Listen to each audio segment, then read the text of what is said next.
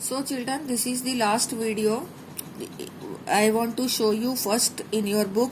Look at here. Now in this last video, we are to discuss the S.L. Miller's and Urey experiment. And in 1953, they have performed the experiment to prove chemical evolution. समझ गए? ये experiment तो हम बाद में देखेंगे जो यहाँ दिया हुआ है, लेकिन what we had discussed in the previous videos वो सारी बातें मैं आपको बताना चाहती हूँ. In this paragraph I am not going to read line by line, but I am going to explain you कि कौन सी चीज कहाँ दी हुई है. Here they have given the origin of universe, कैसे बना, बिग बैंग थ्योरी उन्होंने यहाँ पर दे रखी है, फोकस करती हूँ. उसके बाद उन्होंने बता रखा है कि हाइड्रोजन और हीलियम गैसेस अर्लियर फॉर्म थी, फिर ग्रेविटेशन के कारण जो है वो सोलर सिस्टम वगैरह बना. 4.5 बिलियन ईयर्स अगो अर्थ बनी. अर्थ के ऊपर वाटर वेपर, मीथेन और अमोनिया जैसी गैसेस थी. उसके बाद में जो है वो ऑक्सीजन ने और अमोनिया वगैरह मीथेन से कंबाइंड होकर उन्होंने कार्बन डाइऑक्साइड और नाइट्रोजन के ऑक्साइड्स बनाए. फिर ओजोन की लेयर बन गई. उसके बाद रेन्स आने लगी. यहाँ तक की प्रोसेस इन्होंने यहाँ एक्सप्लेन करी है. और ये जो पैराग्राफ है ये early theories proposed by various other scientists for the origin of life, ये है जो मैंने आपको सबसे पहले बताई थी.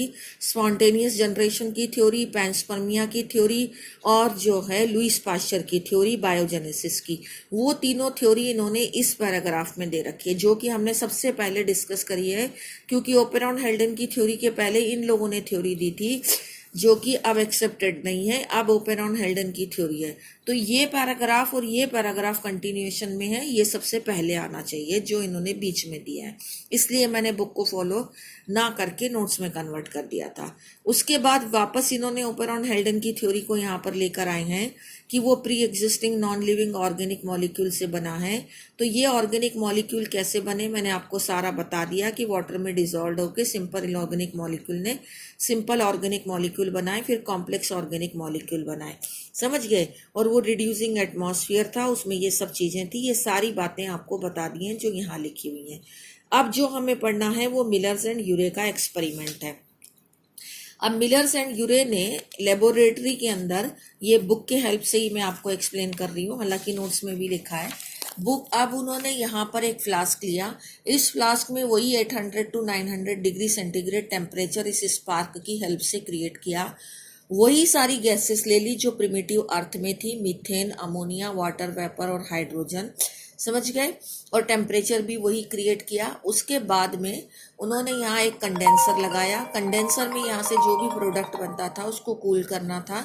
तो यहाँ से वाटर एंटर होता था, यहाँ से एग्जिट हो जाता था, और बीच में से जो मटेरियल निकलता था वो कूलिंग होता था. ये pipe is inside also, condenser उसके बाहर होता है.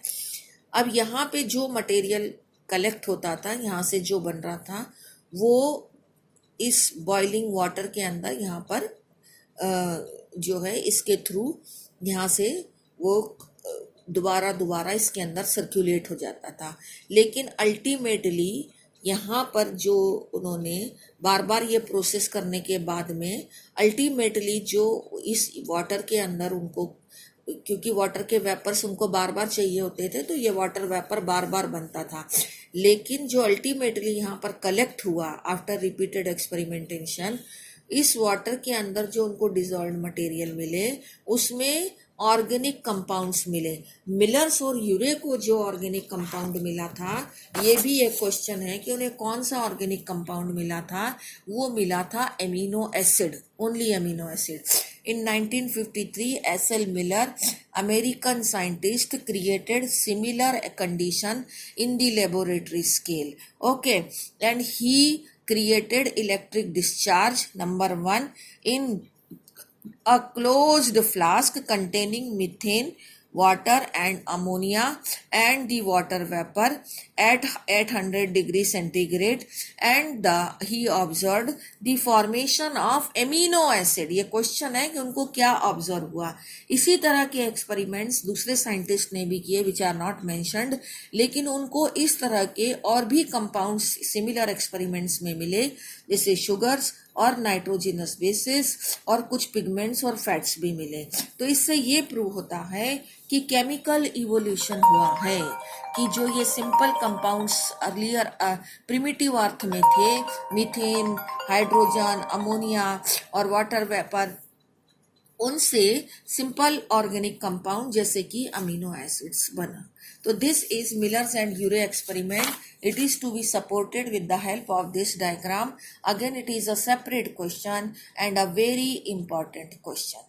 Thank you. Origin of life की थ्योरी यहाँ पर आकर खत्म होती है. If you will go through the book, the same is there which I have mentioned, but I have converted it into in a systematic manner. You may even use your book also. Thank you.